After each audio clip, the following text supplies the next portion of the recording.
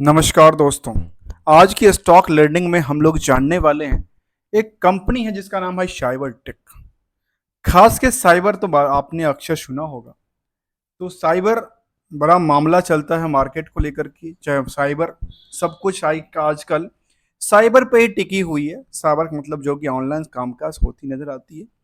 तो कंपनी का नाम है साइबर टेक। क्या है? साइबर से रिलेटेड कामकाज करती है।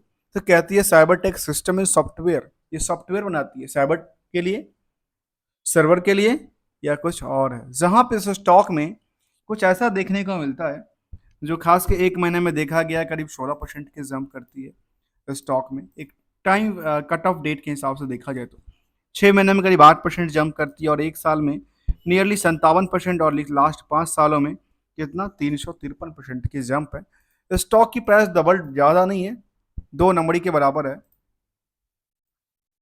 2 नंबरी के बराबर जो स्टॉक है उसका क्या क्या मार्केट पोटेंशियल है लेकर के आज हम कंप्लीट डिस्कस करने वाले हैं।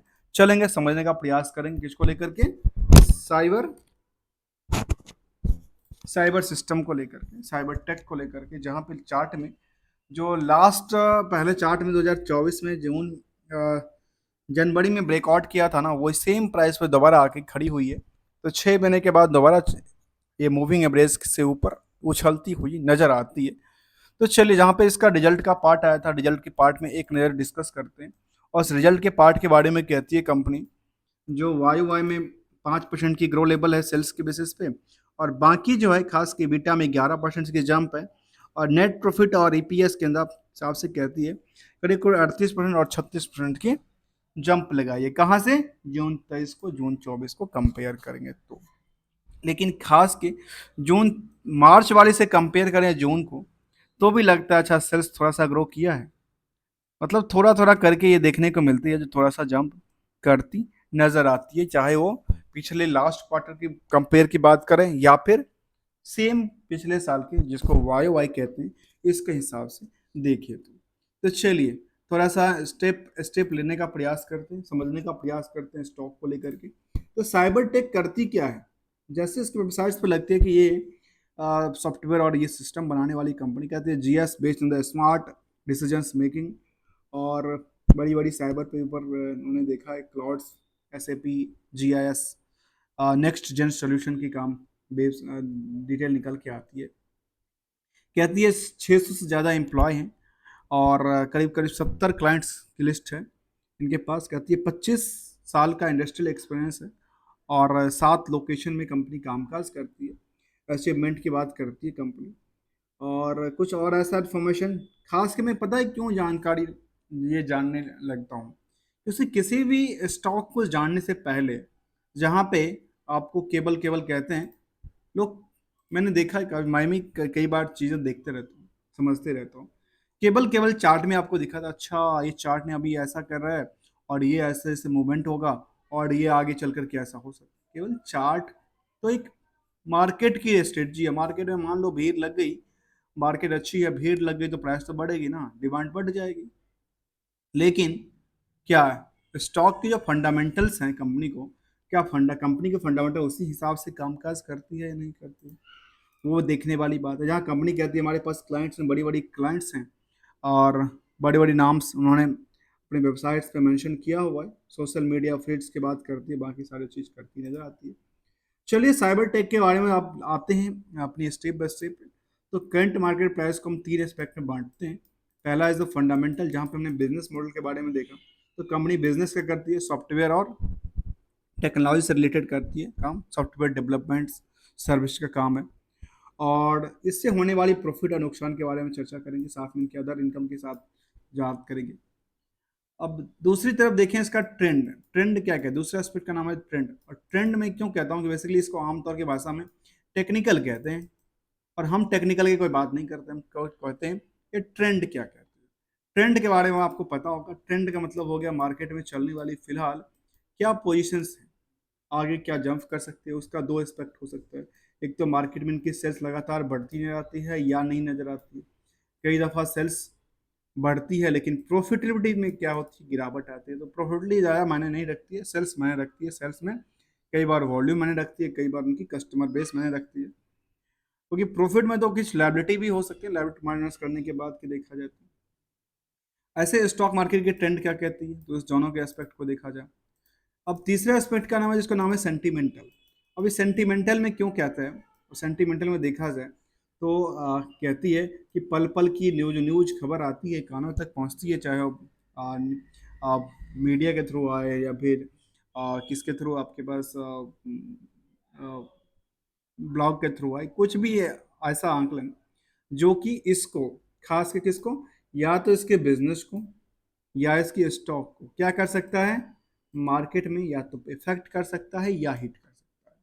इन दोनों केसेस में इसकी मार्केट की इंक्लूड करने के बाद करंट प्राइस का अवलोकन किया जाता है। अब आते हैं अवलोकन के बाद हम आते हैं कहाँ पे, बुक वैल्यू कहता है 70 रुपये का, इंटरेस्टिंग वैल्यू 192 रुपये का है। सोचिए इनका ढाई गुने के आसपास मानता हूँ, 70 दूनी 140 और 35।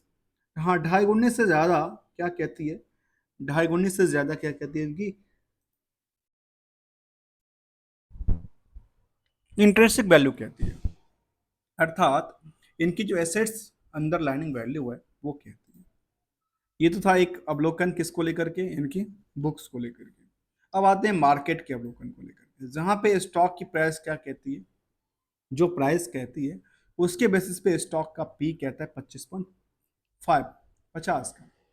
अब 25.50 का जो इसका स्टॉक का पी कहता है, अर्थात अर्निंग की बात कर रहे हैं, तो इसको अवलोकन कहाँ से करते हैं, इसको अवलोकन करते हैं जो करंट प्राइस है उसको अर्निंग पर शेयर से यदि डिवाइड कर दिया जाए तो स्टॉक का पी आ जाता है। अर्थात इस स्टॉक में एक एक स्टॉक जिसका वैल्यू है 10 रुपए का, उस 10 रुपए के स्टॉक की अर्निंग कितना करती है, 8 रुपया अर्निंग करती है, अर्थात 80% की अर्निंग करती है, नियर अबाउट। और दूसरा आकलन देखा जाए तो क्या कहती है, यदि 80% का अवलोकन करके देखा जाए तो मतलब 80% का ग्रो करती है, कहाँ से कि फेस वैल्यू 10 रुपये से। अब बुक वैल्यू कहती है 70 रुपये का, तो यदि 70 रुपये के बुक वैल्यू पे इसको 8 रुपये का अवलोकन करेंगे तो 80% होता है ना, 80% से मार्केट ज़्यादा पोटेंशियल बढ़ती नहीं जाती। लेकिन ये तो था इसके बेसिस पे। अब आते हैं दूसरे बेसिस पे, जहाँ पे इसको और इसको आकलन करके देखेंगे तो बुक वैल्यू से लगता है ये तो फेस वैल्यू से बुक वैल्यू कितना है, 7 गुना बड़ा है। और ये 7 गुना बड़ा है तो इनका बुक वैल्यू से मार्केट तो 3.5 गुना भी नहीं गया है अभी तक, कितना, 3 गुना पहुंचा है। अर्थात यहाँ इसके बेसिस पे लगता है जो मार्केट और कितना परसेंट, 1 गुना तो बढ़ेगा। कहाँ से, बुक वैल्यू से, अर्थात 70 रुपये बढ़ेगा तो आती कितना प्राइस, आती है नियरली 250 से लेकर के 300 की। इस आकलन में क्या देखा जा सकता है, इस आकलन को क्या आ सकता है कि 250 से लेकर के 300 का रेंज, किसके बेसिस पे, सिंपल सी बेसिस पे। हमने कोई भी इंडिकेटर कुछ भी ऐसा हम लोग को नहीं किया। यदि आपके पॉकेट में ये चीज़ हैं, इस पॉकेट के पैसे को जो फेस वैल्यू था उसका बुक वैल्यू आपने अवलोकन किया, हमारा बुक वैल्यू 70 का है, जबकि इनकी इंडस्ट्रिक वैल्यू भी कहती है करीब नियर अबाउट 200 का है। यदि 200 तक का आपके एसेट वैल्यूएशन है तो इसके हिसाब से ये भी तो जाना चाहिए ना, जाएगा। तो फिर किसके बेसिस पे और देखा जा सकता है, जब स्टॉक के पीक कहता है करीब 25.50 का, जबकि ये कहता है कितने का, 36.50 का। अर्थात इन दोनों में कितना गैप है, नियरली 50% गैप बनती है। किससे, यदि ये 50% यहाँ से जंप करी तो कहाँ जाएगी, यहाँ पे पहुंचेगी। और इसमें यदि 50% इंक्लूड कर दिया जाए तो कितना जाता है, 250 से 300 में जो अपना आकलन कर रहा था 250 के आसपास, 50% जंप करते हैं तो 5,000 के आसपास कितना जाएगा, नियरली 300। तो दो आकलन से ये देखने को मिलता है जिसका स्टॉक की प्राइस नियरली कितना तक जा सकता है, 250 से 300 तक। दोस्तों ये मेरा ब्रोकर से, मैं किसी स्टॉक को लेकर रिकमेंडेशन या एडवाइस नहीं दे रहा हूँ जो आप इस स्टॉक को खरीदो रखो या बेचो। इससे ये आपकी पैसे हैं, आपका रिस्क है, मेरा क्या है, क्योंकि मैं तो एक एज ए लर्नर हूँ, not an expert in the market or not as a registered person in the market. सो मेरा अवलोकन ऐसा था, यदि मैं सिंपल स्ट्रेटजी से आपकी पॉकेट की चीज़ों को हम देखा तो इसके हिसाब से ये कहती है। अब यहाँ पे एक चीज़ और आती है जिसका नाम है डेट इक्विटी रेशियो, इसके बारे में कहती है 0.03 का। दोस्तों आप यदि इसको शॉर्ट में चाहते हैं, जो मैं बस आपको ये बता दूं ये स्टॉक ये जाएगा ये जाएगा, तो आपको लगता है कि आपके लिए फिर ये जो लर्निंग है ये बेकार है। क्योंकि हम यहाँ पे जो लर्निंग करते हैं वो कंप्लीट करने की बात करते हैं। कंप्लीट का मतलब होता है जब हम उसमें फाइनेंशियल एस्पेक्ट को लेकर के, कुछ ऐसा एस्पेक्ट नहीं है, हमने प्रॉफिट तो मान लेते हैं, प्रॉफिट हमने बुक कर दिया, लेकिन क्या उसका पैसा आया, या तो नहीं कि बैड डेट्स हो जाएगा या बैड डेट्स होने की चांसेस ज़्यादा बनती है, ऐसा तो नहीं है। हम इसका भी अवलोकन करेंगे, इसीलिए हम यहाँ पे थोड़ा सा टाइम टेकन लेते हैं। आते हैं डेट टू क्रेडिट रेशियो, जो कहती है ऑलमोस्ट फ्री है 0.03 का, करंट रेशियो थोड़ा सा ज़्यादा है। अब करंट रेशियो ज़्यादा का क्या मतलब है, इसका करंट एसेट्स जो है ना वो काफ़ी ज़्यादा हो गया, किससे, लाइबिलिटीज है। जहाँ पे आरओसी कहती है 16.7 का, आरओई कहती है 12% का, और डिविडेंड का भी track record near about the 1% मान लेते हैं, और प्रमोटर्स होल्डिंग 36% के आसपास की है। तो चलिए अब आते हैं अगले अगले आंकलन को लेकर के, जहाँ पे नंबर ऑफ शेयर होल्डर कितने, नंबर ऑफ शेयर कितने कहती है, 3 करोड़ से आसपास। अब बहुत ज़्यादा नहीं है इस स्टॉक में, तो इसमें नंबर ऑफ शेयर यदि इतना है तो कितने इंटरेस्टेड शेयर होल्डर हैं उस पर एक नज़र डालने का प्रयास करें।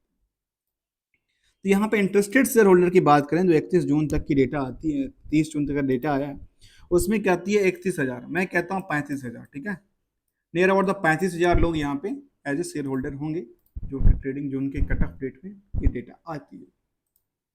अब आते हैं अगले पड़ाव पे। अभी तक उम्मीद करते हैं आपने चैनल को सब्सक्राइब किया होगा, चैनल को सब्सक्राइब नहीं किया, चैनल को सब्सक्राइब कीजिए, बेल आइकन को दबाइए और लेटेस्ट लर्निंग से जुड़े रहिए।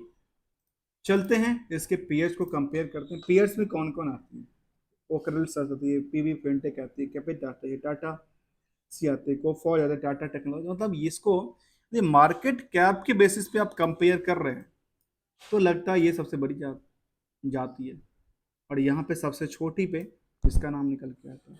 यदि सबसे छोटी पे इसका नाम है और ये कहता है इसके बारे में टोटल नंबर ऑफ कंपनी 38 के आसपास, अर्थात ये बढ़ना चाहिए, बढ़ना तो 50% यहाँ से बढ़ेगा, तो फिर कितना जाएगा, नियरली 300 के आसपास जाएगा। तो चलिए आंकलन यदि 300 जाता है तो क्या कहना चाहते हैं।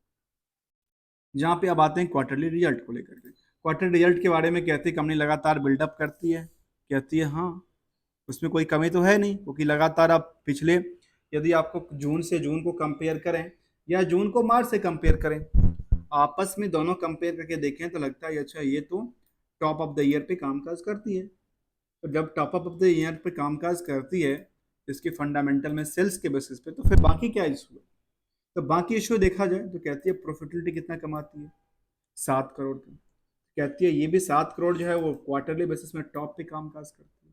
यहाँ तक क्या कहती है, सटीक बैठती नजर आती है।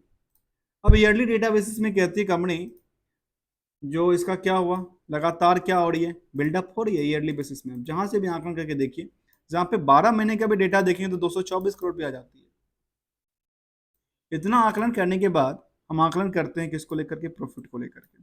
तो प्रॉफिट के आकलन में निकल के आता है जो कंपनी इससे पहले एक टॉप ऑफ द ईयर बना चुकी है 24 करोड़ का, इसके बाद फिलहाल ये 23 करोड़ तक बनाई थी, अभी 25 करोड़ का बनाने की उम्मीद करती है, क्योंकि ये 25 करोड़ का लास्ट 12 महीने का डेटा डेटा डेटा देखेंगे तो कहती है लगातार बिल्डअप होती है, और लगातार 12 महीने में 25 करोड़ तक का इनका नेट प्रॉफिट बनी है। जहाँ पे कंपनी में एक आंकलन और करते हैं किसको लेकर के, इस आंकलन को लेकर के, वो कहती है क्या, जो सेल्स ग्रोथ था वो नियरली थोड़ा सा एवरेज से थोड़ा सा ज़्यादा है, प्रॉफिट ग्रोथ भी थोड़ा सा कई बार गिरावट में है, कई बार ठीक है, स्टॉक प्राइस सीजीआर कहती है ठीक है, रिटर्न ऑन इक्विटी की बात करती है एवरेज से थोड़ा सा ऊपरी 10% से ज़्यादा को देखने को नजर आती है।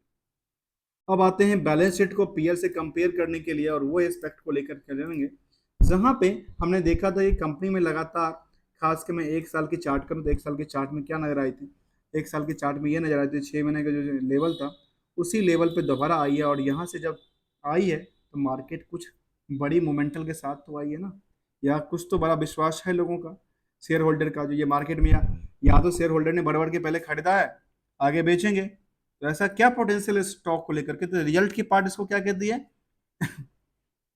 रिजल्ट की पार्ट कहती है, जिस हिसाब से ये बढ़ती है उस हिसाब से रिजल्ट पार्ट भी बढ़ती लगातार नजर आती है, तो लगातार बढ़ती है तो अच्छी बात है।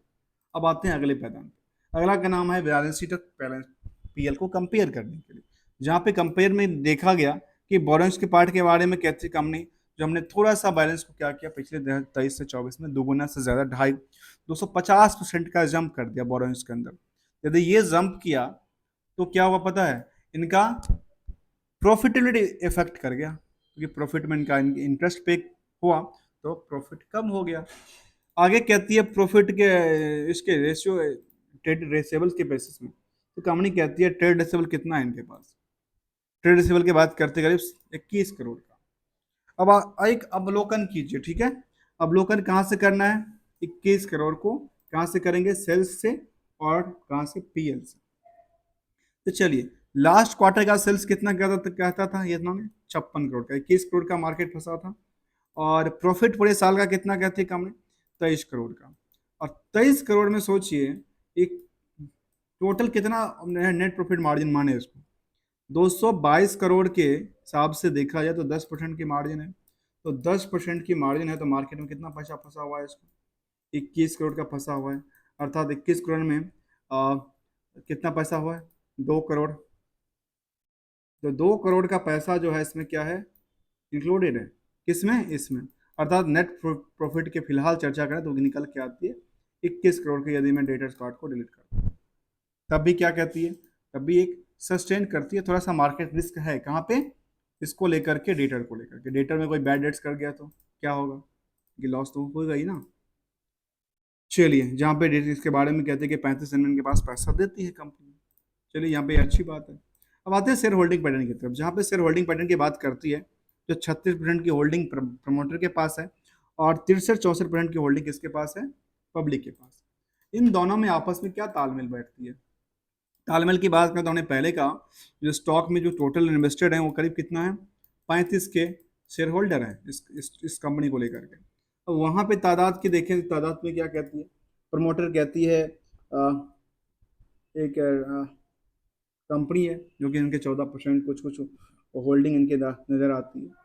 इसके बाद देखा गया कि यहाँ पे प्रोमोटर्स में एक कंपनी है जिसका नाम है रेड वयान होल्डिंग्स एलएलसी, ये कोई फॉरेन कंपनी है जिसकी होल्डिंग है यहाँ पे। एफआई के तादाद देखें तो कुछ भी नहीं है, डीआई के तादाद कुछ नहीं है, पब्लिक के तादाद में 63% की होल्डिंग है। उसमें से इनोटेक होल्डिंग्स एलएलसी जो कि फॉरेन कंपनी है, उनकी तादाद सबसे ज़्यादा है। इसको क्या कह सकते हैं, तो ऐसा देखने को लगती है ये जो कंपनियां हैं, ये कंपनी क्या है, एक फॉरेन कंपनी आती है। इसके बाद कहती है जोसेफ मिसेल्स, ये भी एक फॉरेन नाम है। और एक इंडिविजुअल्स इस कंपनी में कितना की तादाद में है, उसकी एक रिकन्सिलेशन करेंगे कहाँ से, इसकी होल्डिंग पैटर्न से। होल्डिंग पैटर्न में क्या कहना चाहती है ईयरली बेसिस। तो देखिए ईयरली बेसिस में अभी तक कुछ ऐसा फोर बदल हुआ नहीं जिसकी वजह से मार्केट में लगेगा अच्छा ये तो मार्केट में कुछ शेयर होल्डर ने अपनी पोजीशन को बिकवाली के लिए मार्केट जंप हो गया, तो ऐसा देखने को नजर नहीं आई। तो आते हैं यहाँ पे लेटेस्ट क्या कहती थी इसके बारे में, जहाँ पे एक रिटेल क्या कहती है, रिटेल की तादाद की बात करें तो रिटेल की तादाद में कहती है कंपनी में 24% के आसपास जो तादाद है, 25%, 25%